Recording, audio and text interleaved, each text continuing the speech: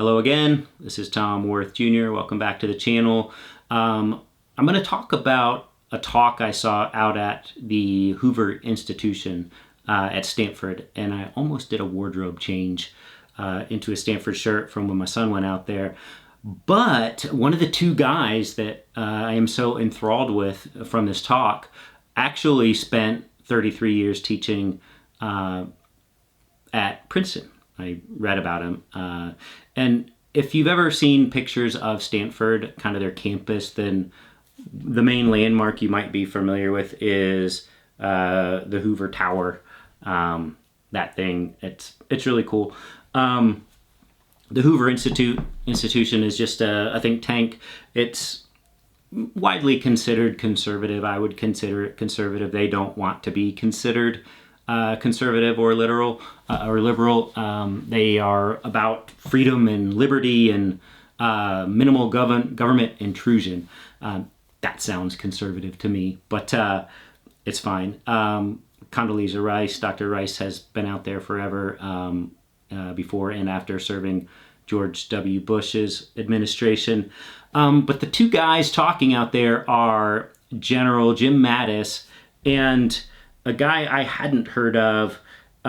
His name is Professor Stephen Kotkin, and I don't usually do. I don't ever do this. I don't post links to other videos in my videos, but I will with this one. You'll find it at the end of this video. It's a two-parter. It's a 13-minute and a 17-minute. And anyway, these guys are talking about alliances. They're talking about the world order.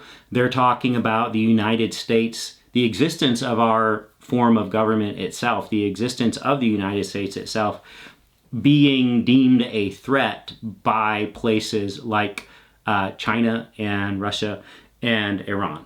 And kind of a modern day axis of evil, those three. And how they are very definitely allied with each other now. And they would claim not to be, but China's been funding Russia all along. They announced Xi and Putin back near the start of the, or at the start, actually just before the start of the Ukraine invasion in 2022, they announced what they called an unlimited partnership. And pretty quickly after that is when Putin invaded Ukraine.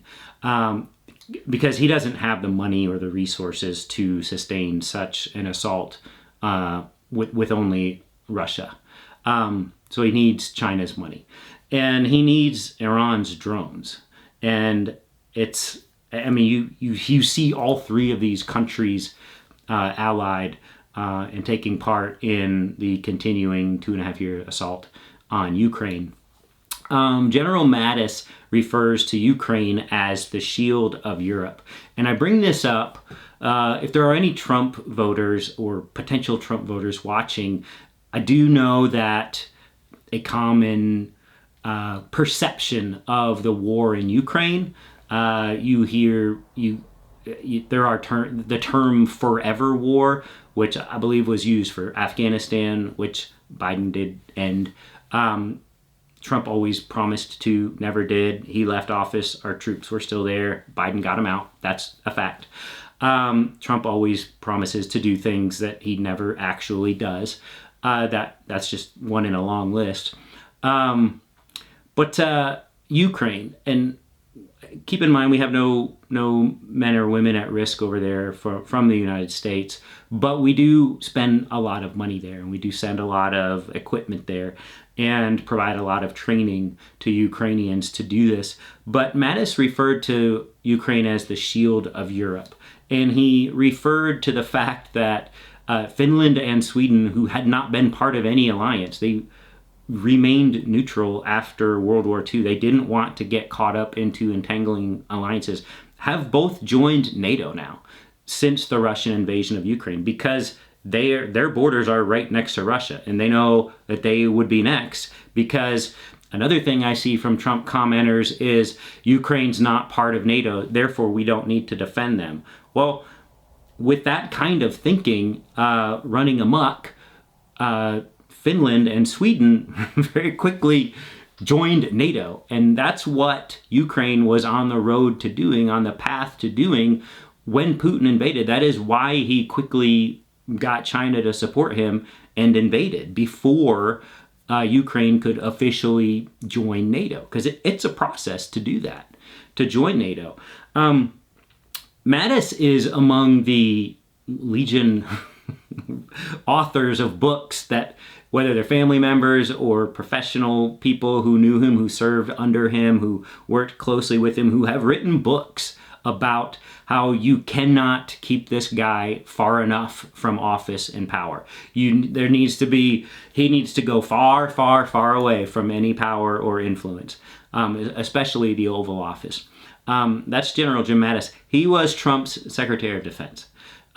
He was the commander of Central Command, Mattis was, with over 250,000 service people from all branches of the U.S. military and our allies during when we first went into Afghanistan and all over the Middle East. He knows firsthand what is at stake and what it requires. And he says the three most important things are allies, allies, and allies. And I repeatedly hear from people that we need to withdraw, we need to stay out of foreign things, we need to have a protectionist economy. And Mattis knows, because he's on the front lines, that we can't do that. We cannot go into any of this alone. And then this Professor Stephen Kotkin, he comes in and he just, this is a scholar, this is a guy who studied this his whole life, relations and systems of government and power. And he's the one who lays out that the very existence of the U.S. is a threat to this axis of power, this Russia, China, Iran axis. And even though we're not being belligerent, even though we're not doing anything to those places, the problem is that we have a superior system. And again, go watch these videos. They're awesome. They go into more detail than I am here. And they're smarter about it. But how we have a superior system, and those leaders know it, and their citizens, the ones who know things, want our system. And therefore the threat to those countries is internal. Our existence means that their own people want what we have because they know it's possible. And that is the threat to those countries, these internal threats. That's why they all have iron grips on their people. That's why they're so brutal and ruthless. That's why they cannot have us succeed anywhere. And he goes into whether you can capitulate. That's something you could do as a country whenever there's a conflict, or you can go all in. And how and this is what I hear from Trump supporters and from Trump himself. When Trump in the debate said, I would end the Ukraine conflict in 24 hours, he said, I would end it as soon as I'm elected, before I ever took office. Now, he has no power to do that. Right, okay? He can't and Ukraine's a foreign country, he can't make them do anything.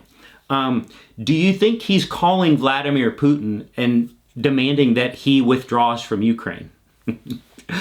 Absolutely not. What is the only thing Trump could possibly do before ever taking office after winning the election to end that conflict within 24 hours?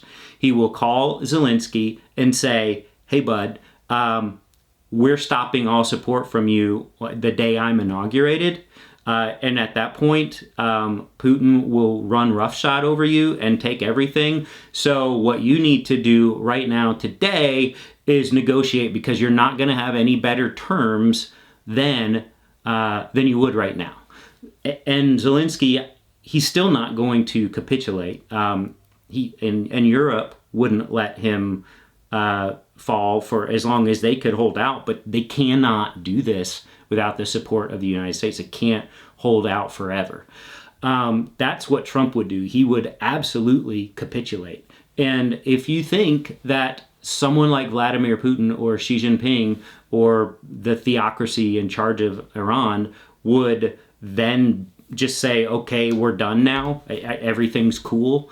No, they're going to hammer Israel even harder, right? They're going to threaten Taiwan with war exercise even more. They're going to ram into other ships in the South China Sea with the Chinese Navy. Like, it's going to escalate. When you capitulate, when you give up, look no further than World War II and Neville Chamberlain and Hitler. Once you start laying down, the bully doesn't just walk away. He starts wailing on you. And that's what these people know. These experts know. And that's what, obviously Donald Trump has ulterior motives. He's getting whatever he's promised from Putin, but our military people know better, and I want the potential Trump voters to know better also, that is not how any of this works. There is a great book I read a while back called Empire of Trust. It was about Rome, the Roman Empire, and everything they built was built on trust. Whether that was them, like they would come up to your country, your civilization, and they were the war machine, and you had a choice. You could join their alliance, or you could resist. If you resisted, you would be crushed. You would be mown down. You would be obliterated, maybe leaving no trace of you or your civilization. You could trust that would happen. If you join their alliance, you wouldn't have those things happen to you. And now, if anybody bothers you, well, you've got the might of Rome backing you up. And even in instances where it was detrimental to Rome itself to defend its allies, it always did so, because it knew that if it didn't, it could lose trust with everyone else in the alliance. And without the alliance, it couldn't do what it wanted to do.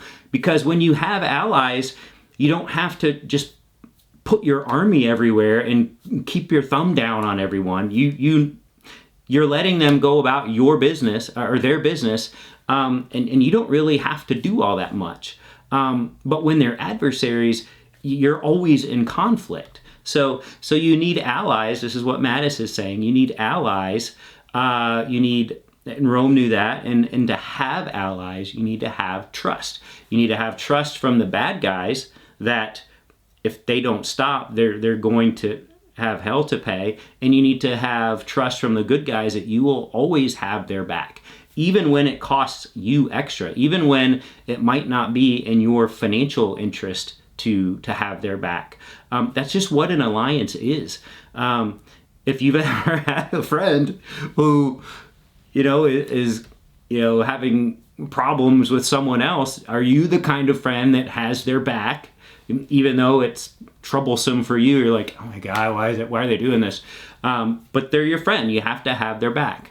That's all it is. That's all we're talking about. And this is antithetical to Donald Trump, because if all you ever have is what you take from other people or con them or fleece them into handing over to you, then you cannot possibly ever understand the concept of an alliance where there is sacrifice involved sometimes. And on by the same token, they will make sacrifices for you. With Trump, it is always transactional. It is always, I need to make mine right now. Like, I need my thing right now. I may or may not actually pay you for it. I may or may not actually repay my debt. But you need to give me your thing right now, or I'm going to bring all my lawyers and we're going to sue, and all the things that Donald Trump always does. So, yeah, watch. Just give the Mattis one a start. It's 13 minutes long, and then there's a part 2, which is 17 minutes with this Professor Stephen Kotkin. I found them quite enlightening, and as I always say, you don't have to take my word for it. These are guys who have spent decades of their life living and doing this stuff, and it's just as plain as could be. So that's it. A 2 for Tuesday today, and we'll talk to you tomorrow.